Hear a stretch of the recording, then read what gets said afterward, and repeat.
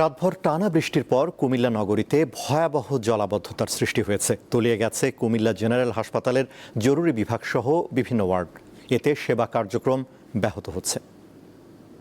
আমি এই মুহূর্তে যে জায়গাটিতে দাঁড়িয়ে আছি কুমিল্লা জেনারেল হাসপাতাল। তবে আসলে দেখে বোঝার উপায় নেই যে এটি আসলে সদর হাসপাতাল না আসলে কোনো বন্যা কবলিত এলাকা।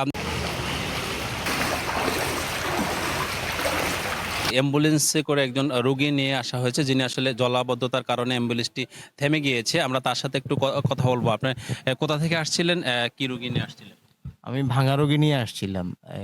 এখন সদর কুচাতুলে গেছি, কুচাতুলে রাখে নাই। এখন এই সদরে আসলাম। এখন পানির জন্য নামানো যাচ্ছে না আরকি রোগীকে। কুমিল্লা জেনারেল হাসপাতালের জরুরি বিভাগে প্রবেশ করব এবং দেখব এখানকার চিত্র। এই পানির মধ্যেই কিন্তু আপনারা দেখছেন যে রোগী আসছে এবং তাদেরকে চিকিৎসা দিচ্ছে। পানি উঠছে তো সকাল ৯টা 10টার দিক থেকে পানি উঠছে। আমরা আমাদের সর্বোচ্চ সেবা দিয়ে যাচ্ছি। আমরা সর্বোচ্চ সেবা দেওয়ার চেষ্টা করছি পানির মধ্যেও। পানির ভিতরে আছি, আজ সকালে 6টা বাজে পানি উঠছে। আমরা বাথরুমে যাইতেছি না, ময়লা সব আইয়ে উঠতেছে। এখান থেকে অনেক রুগী চলেও যাইতেছে, রিস্কে দিয়ে নিয়ে যেতেছে, কারেন্ট নাই। এরপরে দেখেছে আমরাও চলে যাইতেছি।